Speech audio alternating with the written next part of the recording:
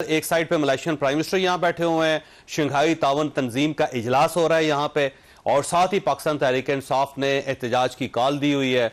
मेरा ख्याल है 4 तारीख को गंडापुर साहब इस बार मशीनरी भी लेके आ रहे हैं, कोई खास दस्ते भी लेके आ रहे हैं जो रास्ते से पुलिस को हटाते हुए यहाँ पहुंच जाएंगे। तो पाकिस्तान स्टैंड कहाँ पे करेगा? सर, दुनिया हमारी मजाक उड़ाएगी। दुनिया सोचेगी कि यार ये मुल्क जो है ये सीधा नहीं होता। अगर आपको याद है कि 2014 में भी एक धरना था यहाँ पे, जिसकी वजह से उस वक्त के चीन के वो सदर नहीं आ सके थे। लेकिन सच्ची बात है कि 2014 में अगर खान साहब का शिकवा जो था वो बेवजह था और बेजा था, तो इस बार अगर जो उनका शिकवा है कि उनके साथ इलेक्शन में ज़्यादती हुई है, मेरे ख़्याल से इसमें वज़न है। और मैं ये समझता हूँ कि मुल्क को आगे बढ़ाने के लिए कुछ ना कुछ इसका हल निकालना पड़ेगा। और हल ये नहीं है कि आप अपनी मर्ज़ी के क़वानीन बना लें और अपनी मर्ज़ी की सख्तियाँ कर लें। ना, हल ये है कि आप धरने करके रोड बंद करें, बल्कि हल ये है कि आपस में बैठ के कोई बात करें और मुल्क की बात करें, मुल्क की खातिर कुछ ना कुछ फ़ैसले करें, कुछ कॉम्प्रोमाइज़ करें, कुछ अपने अना का मसला ना बनाएं और आगे बढ़ने की कोशिश करें। लेकिन ये कंप्रोमाइज करवाएगा कौन मिफ्ता साहब, और कौन सी ऐसी फोर्स है जो दरमियान में सबको बिठा के मामलात को सेटल करे? क्योंकि चीफ जस्टिस ऑफ पाकिस्तान, बल्कि सुप्रीम कोर्ट ऑफ पाकिस्तान पूरी कंट्रोवर्शियल होती चली जा रही है। और जो सुप्रीम कोर्ट ऑफ पाकिस्तान के बाहर हुआ वो आपको पता है, जो अंदर हुआ वो भी आपके सामने है। अब देखें ना चौधरी साहब, ये कितनी अफसोस की बात है कि हमारे जजेस जो हैं वो एक दूसरे को ओपनली ख़त लिख रहे हैं। जो चीज़ टी रूम के अंदर बैठ के आपस में 5 मिनट के अंदर तय हो जानी चाहिए, इसको जजेस को आपस में ब्रदर जजेस बोलते हैं। और एक ज़माने में जब लिखते थे तो ये भी लिखते थे अपने ओपिनियन में कि I disagree with my brother जज एंड वगैरह वगैरह। और अब जो है वो एक दूसरे को के ऊपर तंज ढाल रहे होते हैं पब्लिकली लेटर्स के अंदर। तो हमारी जुडिशरी जो है वो भी इंस्पायरिंग नहीं रही। वो भी ऐसा नहीं है कि आज कोई नया बच्चा वकालत करके आता है तो वो सोच रहा होगा कि देखो यार कितने बड़े अजीम लोग हैं हमारे चीफ जस्टिस और दीगर जस्टिस। वो भी नहीं रहा।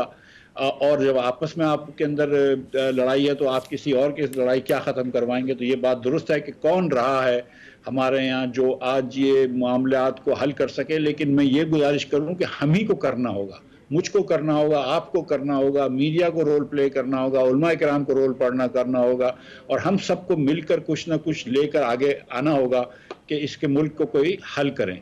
और इस पर मैं अगर एक गुजारिश कर दूं कि इस हफ्ते को भी हमने कराची में, हम एक मरतबा इस्लामाबाद में कर चुके हैं कि जब हमने मुख्तलिफ शोबाजात ज़िंदगी से ताल्लुक़ रखने वाले लोगों को बुलाया था, हमायदीन शहर इस्लामाबाद के। अब हम कराची के अंदर ये करने लगे हैं जिसमें उलमा किराम भी होंगे, जनरल्स भी होंगे, रिटायर्ड बिजनेसमैन भी होंगे, कि उनसे पूछेंगे कि आप लोगों के ख्याल से क्या हल है। और जब ये सब चीज़ें जमा कर लेंगे कराची, लाहौर, इस्लामाबाद में, तो फिर हम ये कौम के सामने रख देंगे बात। फिर उसके बाद जो भी फैसला करती है ताकतें, वो उनकी मर्जी है।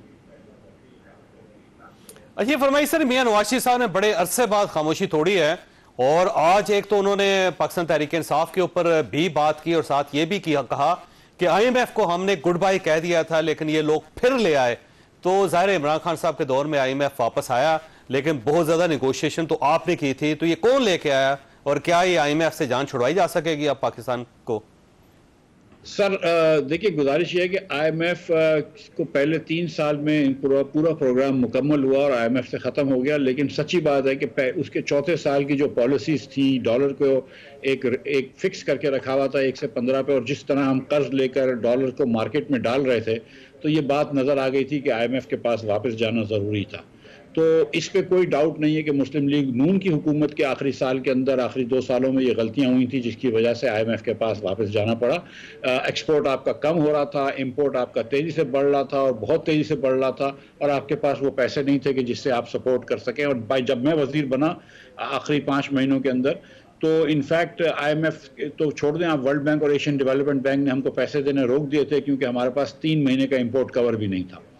तो IMF के पास जाना ज़रूरी था। जो PTI की गलती थी वो ये थी कि 10 महीने तक वो IMF को भाषण देते रहे और उनको IMF को सिखाते रहे इकनॉमिक्स, और IMF से पैकेज नहीं किया। और फिर जब हफीज़ साहब आए तो फिर पैकेज हुआ, और फिर उस पैकेज के अंदर भी IMF से वो पैकेज करके फिर कोविड आ गया तो IMF ने छूट दे दी, तो उन्होंने बहुत ज़्यादा पैसे उड़ा दिए। फिर जब हफीज़ साहब ने वापस दोस्ती करी और IMF को वापस लेन पे लेके आए तो हफीज़ को शेख को निकाल दिया, शौकत तरीन को ले आए। तो काफ़ी मतलब आपको बताऊं मैं कि पाकिस्तान की जो तारीख़ है ना, वो सिर्फ माशी गलतियों की तारीख़ है। चाहे वो पीपल्स पार्टी की हुकूमत हो, उससे पहले मुशर्रफ साहब की हुकूमत हो, जब वो गई थी तो उन्होंने भी आखिरी साल में यही किया था, या पीपल्स पार्टी की हुकूमत हो, या नून की हुकूमत हो, या पीटीआई की हुकूमत हो। किसी ने सही तरीके से काम नहीं किया, किसी ने इस तरह काम नहीं किया कि ये मुल्क को आगे लेकर चलना है। सब ने गलतियां की हैं और बेसिक गलतियां करी हैं, और कभी भी हुकूमत के ना अखराजात के ऊपर नज़र रखी है। खर्चे आपने करें वो शाही खर्चियां भी कम नहीं करी, और वो खर्चे करें जो आपको सियासी फ़ायदा पहुंचाते हों, और फिर आप दूसरों के ऊपर इल्ज़ाम करते हैं।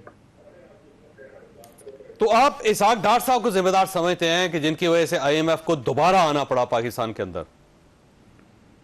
नहीं, देखें, डार साहब तो नहीं थे ना वजीर आजम, या मतलब ये कि मतलब आप डार साहब को कह दें जो भी है, लेकिन बाहर इकोनॉमिक पॉलिसीज हमारी अगर वो नहीं होती, अगर हम 18 अरब डॉलर का उस साल 5.9 या बल्कि 6% का करंट अकाउंट डेफिसिट नहीं करते 17-18 में, तो 19 के अंदर तो आपको फिर तो शायद ना जाना पड़ता IMF को, लेकिन आपने वो कर लिया था। अब आपके पास पैसे ही नहीं थे। और ये नहीं, 2008 के अंदर 7-8 में जब मुशर्रफ साहब जा रहे थे, तो उस साल भी आखिरी साल जो क्यू की हुकूमत थी, उन्होंने 7.8% का करंट अकाउंट डेफिसिट किया है। पीपल्स पार्टी तो एक साल भी IMF को लेकर नहीं चल सकी। फिर भी ये PDM की हुकूमत आई, और जब मैं फिर कोशिश कर रहा था कि सही चीज़ें करें और IMF से बड़ी मुश्किल से पैसे लेके आए, तो फिर मुझे हटा दिया, फिर वो IMF को स्टॉल करते रहे। तो ये गलतियां जो है वो किसी एक पार्टी की मीरास नहीं है। अल्हम्दुलिल्लाह मिनासुल कौम हमने गलतियां की हैं। अच्छा, इसमें मिफ्ता साहब, अभी क्योंकि गवर्नमेंट बहुत ज्यादा खुश है, खुशियां मना रही है, एक दूसरे को मुबारकबाद पेश कर रही है कि हमने महंगाई को 6.9 पे लेके आ गए हम, और हमने बहुत बड़ी अचीवमेंट है ये। क्या ये गवर्नमेंट की वाकई अचीवमेंट है या फिर ये फिगर्स की हेरा फेरी है? आपके पास सवाल है छोटा साहब, ये फरमाइएगा सर, ये महंगाई इन्फ्लेशन जो है, इन्फ्लेशन ये 6.9 पे आ गई हुई है, और ये मेरा ख्याल है कमाल तो है गवर्नमेंट का।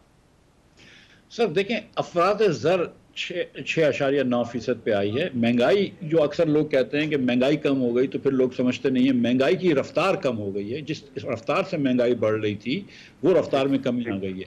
पिछले साल अगर 24% इन्फ्लेशन था, यानी अफराद ज़र था, तो जो चीज़ 100 रुपए की थी वो 124 की हो गई थी।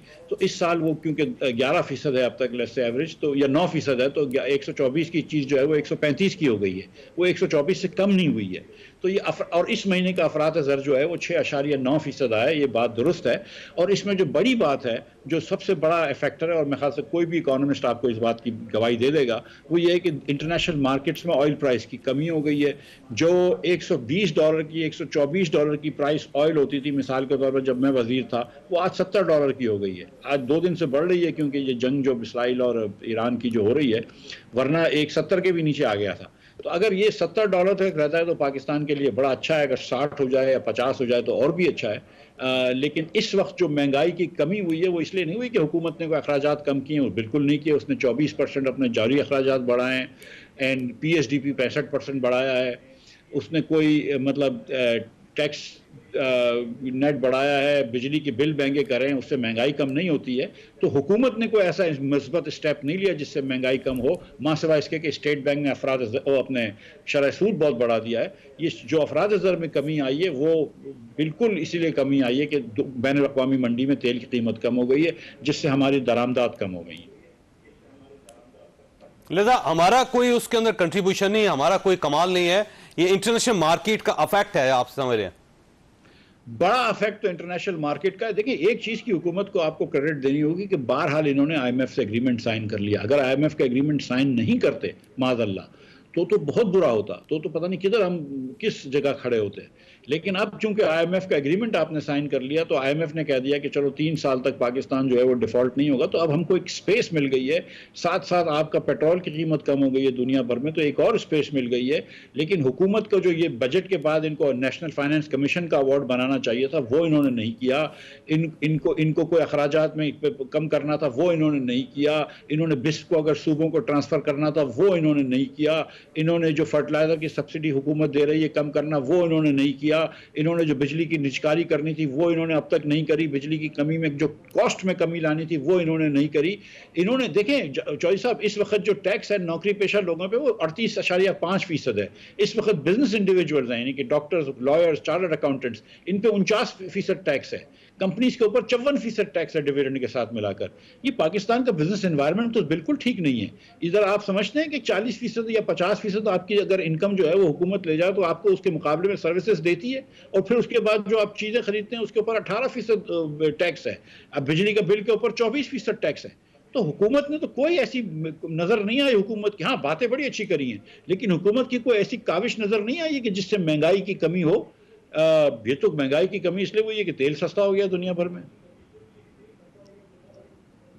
लेकिन ये फरमाइए सर, ये जो फाइलर्स हैं उनकी तादाद में बहुत इजाफा हुआ, कहते हैं 35 लाख से इंक्रीज हो गए हैं, और ये बड़ा वो गवर्नमेंट समझती है कि उसका क्रेडिट है कि उसने फाइलर्स में इजाफा कर लिया, और रजिस्ट्रेशन जो हो रही है बड़ी तेजी से बढ़ रही है वो। जी 35 लाख टोटल मेरे ख्याल से हुए हैं। और आप देख लीजिए कि पिछले 2 साल में जो मैंने सुना है, ये आपके एक्सप्रेस टीवी के ही हैं चैनल अखबार के शहबाज राणा साहब, इन्होंने मुझे बताया कि पिछले 2 लाख में सिर्फ 5 लाख रुपए आए ताजिर दोस्त स्कीम से। 5 लाख रुपए पूरे पाकिस्तान से ताजिर दोस्त स्कीम से आए, और मिनिमम टैक्स दुकानों का 100 रुपए कर दिया है, और वो तो 1200 रुपए यानी कि साल के दो, और अगर एक साथ दे दो तो 25% वो भी कम कर लो, सिर्फ 900 रुपए दे दो।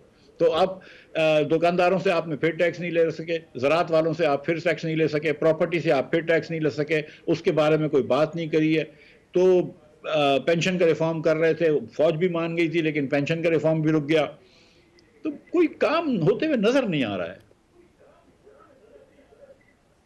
तो आपका ख्याल है डायरेक्शन ठीक नहीं है, इकोनॉमिक डायरेक्शन गवर्नमेंट की ठीक नहीं है, जिससे ये बहुत बड़ा कमाल कर सकें अगले एक दो सालों में?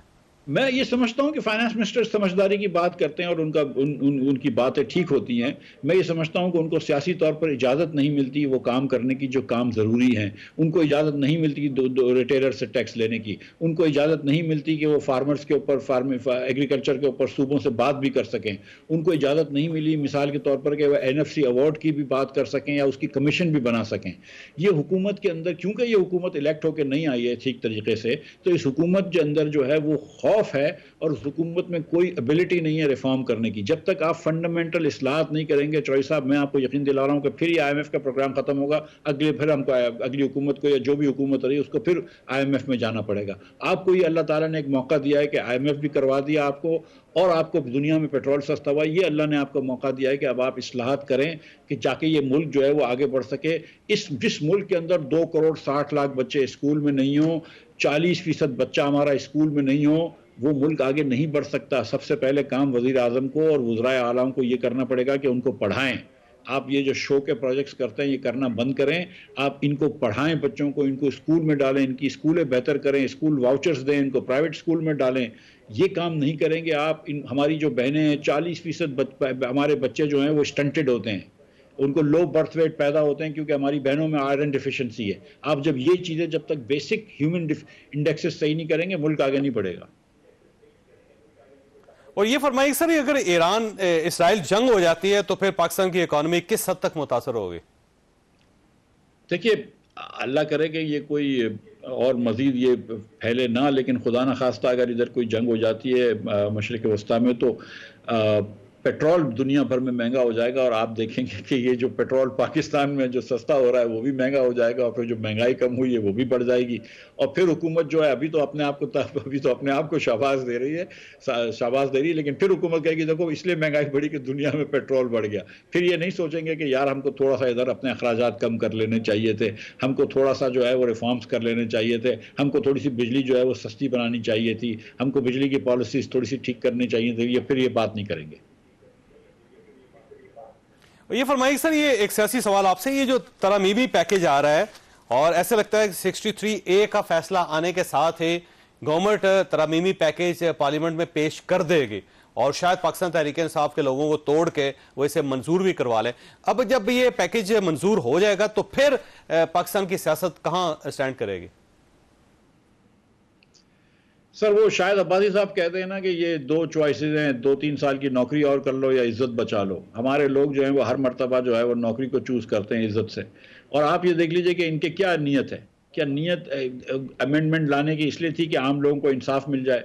क्या नीयत इसलिए थी कि आम लोगों को जल्दी इंसाफ मिल जाए? नीयत सिर्फ थी कि आपकी हुकूमत बचानी है, आपको ये ट्रिब्यूनल्स के केसेस रोकने हैं, आपको ये पर्टिकुलर चीफ जस्टिस या पर्टिकुलर जजेस चाहिए।